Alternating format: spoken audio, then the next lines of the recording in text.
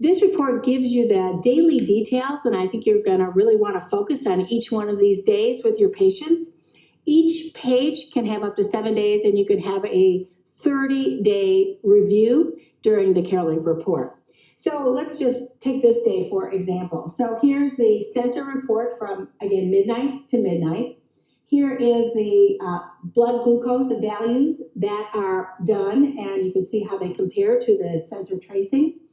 Below is, in the pink, the microbolus delivery of insulin, that when you add it all up, it's equivalent to the basal insulin delivery. And of course, this is directed by the algorithm itself.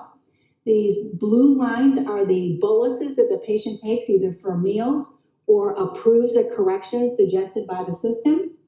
And I think you can appreciate that during this time period, the patient is all of the time in auto mode. You can see that they are targeting to the 120 milligram per deciliter range, and that here is the 70 to 180 milligram shaded area that we're now calling the within target time period.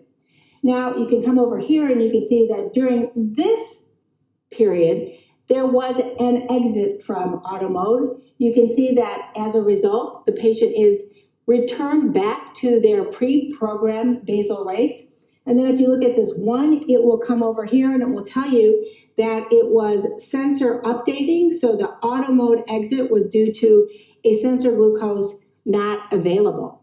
And the same, here's another exit from auto mode, another exit from auto mode, and you can look here for the individual reasons why the patient was exited at that time period. Again, you can appreciate that during that time period, they returned to pre-programmed basal rates, as you can see as the line here, compared to the auto delivery of basal through the algorithm. And then I do want to show you that you can also see here is the delivery of insulin, how much these boluses were, and here's the carbs that they have entered.